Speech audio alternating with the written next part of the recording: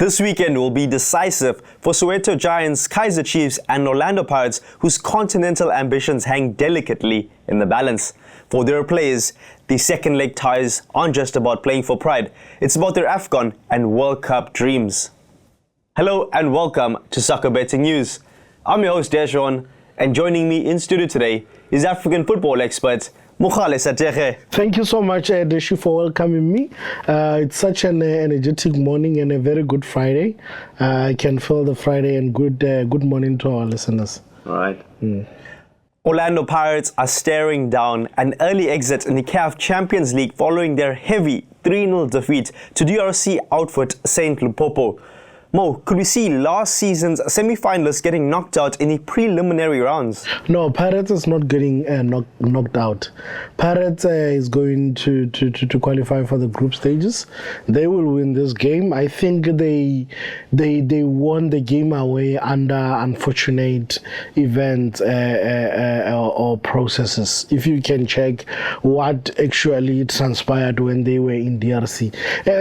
DRC is about hostility. It's a very hostile environment for South African teams, not Pirates only, but Pirates, even in the previous years, they used to be competitors of CAF, facing TP Mazembe, which was the biggest team that time in the DRC, doing very well in the continental football. I mean, we used to go there and it used to be very unfair. People who knows, they will tell you the officials, the environment, how they treated us and everything. I saw the same thing being repeated last week by the Saint Lupopo officials and team, and because there were quarrels before the game, the conditions were not okay in the DRC for with regarding certain things. Looking at the game itself, there's just a whole lot of question marks. 2 disallowed goals. You ask yourself for what? You are not even getting the main reason why those Pirates goals were disallowed. This weekend, they are coming to escorting Skama Minzela, Soweto.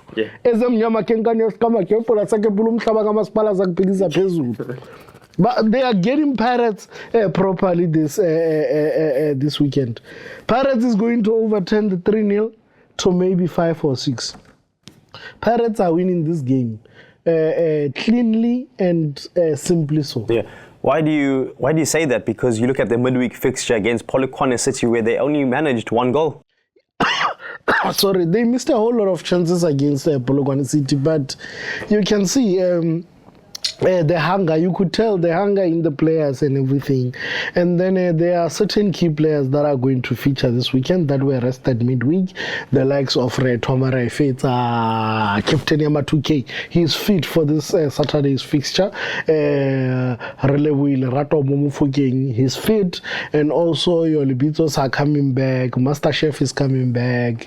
Talent Mbata is declared to play this week. Cheofajo the Sniper Mawasa will be there. You get my point. So the team is well balanced. With the wingers, we have a lot of wingers at our disposal. So the coach will just have to decide which wingers he needs. And, Hodwe is coming back and everything. So I think Pirates players, even now at training, they are mentally prepared to go all out. From the first minute of the game, I won't be surprised if Pirates score 2 goals the first 20 minutes or 30 minutes of the game. Wow. Or even go to halftime leading 3-0 or so. You get my point, because they know they have to qualify. So it's not even something that we should worry about. Pirates will go through to the group stages. Soweto Giants, Kaiser Chiefs were held to a goalless draw against AS Simba in their CAF Confederations Cup qualifier. Mo, we know that Kaiser Chiefs interim co-coach mentioned things like a diarrhea outbreak ahead of that fixture. Surely that won't be the case this weekend? Yeah, no, it won't be the case this weekend. And I think Chiefs, that Yellow Nation is frustrating me, man. I don't know, bro. If you check the highlights and stuff, like... I believe Kanyisa Mayo hit the woodwork, though.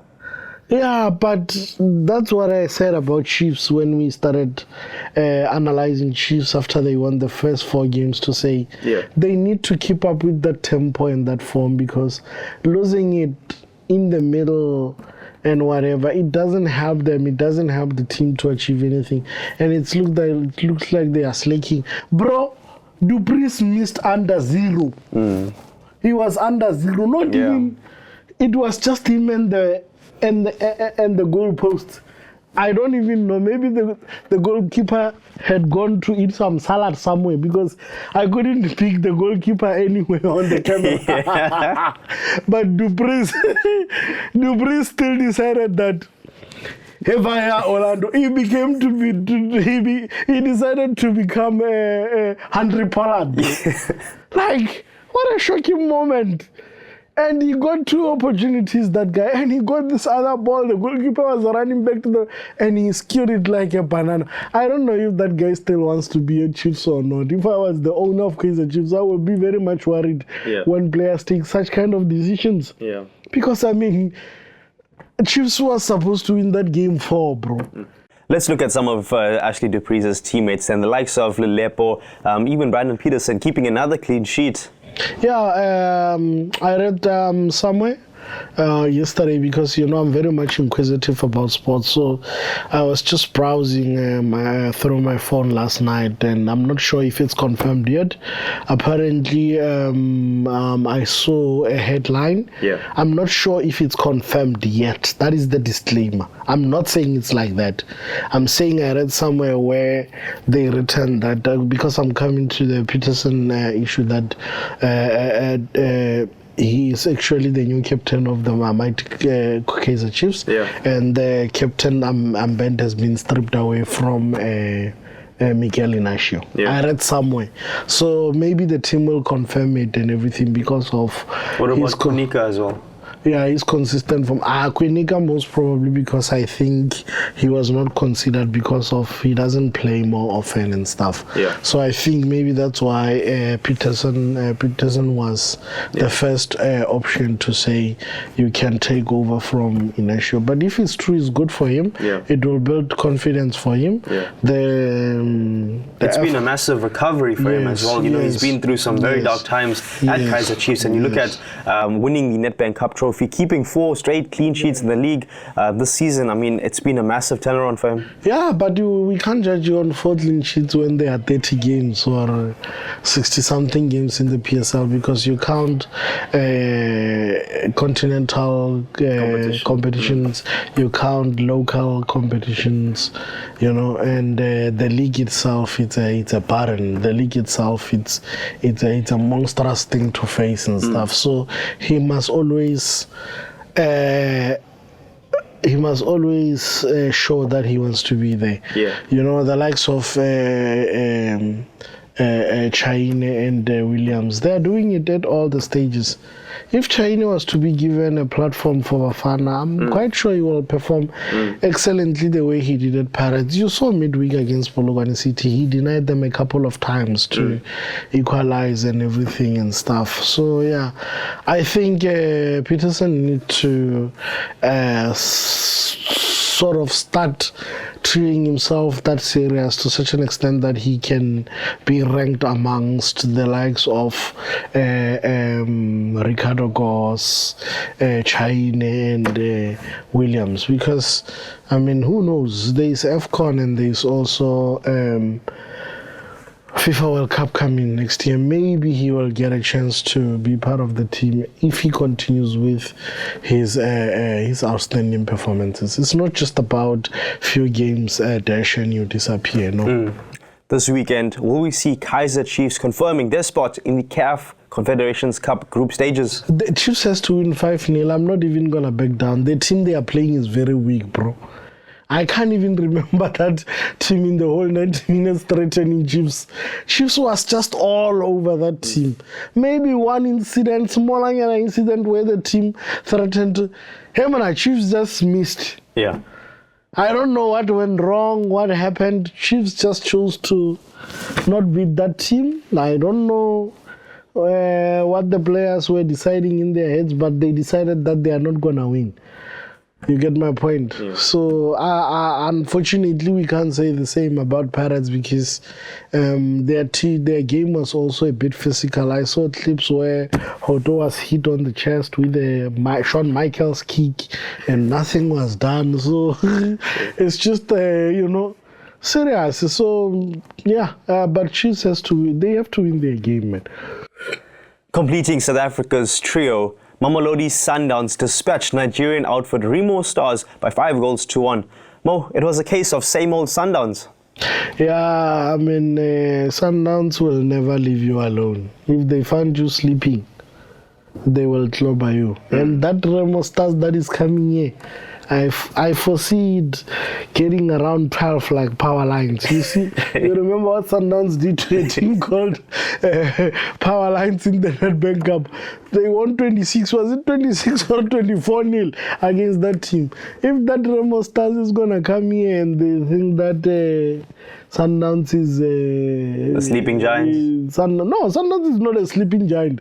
They know Sundowns is a good team.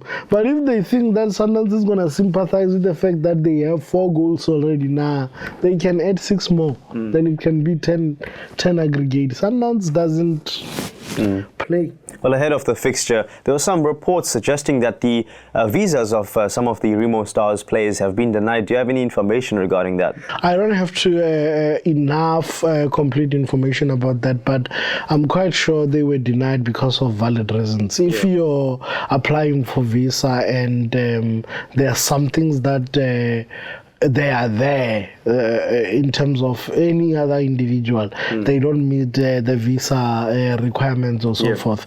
You cannot force it or push for those people to come into the country without the visas. They are not the first team to be denied visas. There are teams that were, certain players that were denied visas. Even we know during transfer, we know some of the players, they are denied visas and permits to go sign and close their deals in time up until they fix what they need to fix for their visas to be approved and everything. So, and unfortunately, I sympathize and feel for them, but it is what it is. They were not lawfully, they could not come into the country illegally, which is we as South Africans, we are law-abiding citizens in other countries. So,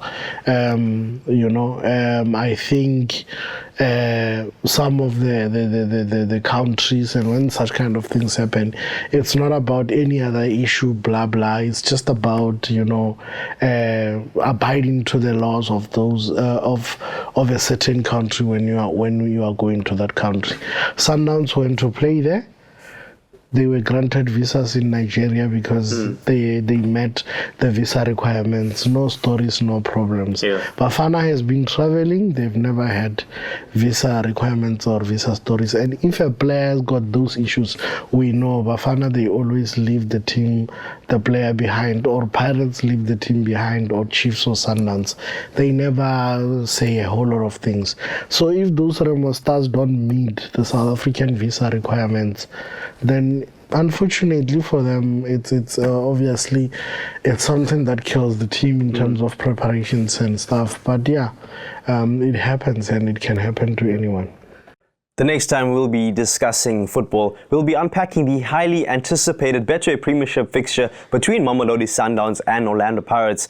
You have to think that this weekend's performance is imperative going into that clash. Yes, most definitely. But I'm telling you, what I like about that type of fixtures, players put their mind into them once they happen, because it's no longer an issue of a thing. Just because South African players, especially PSL players, they find themselves competing at the big stage, competing at games where they have to give their arm and their leg at the same time. I mean, it was so tense 2 weeks back because Bafana had to qualify for the, for the FIFA World Cup.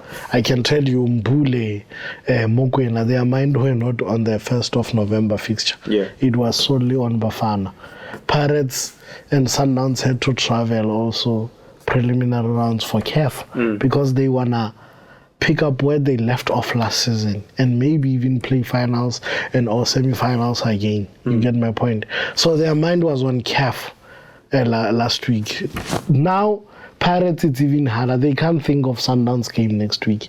They have to think of tomorrow. Yeah. Because this game is very, very, it's of paramount importance to them.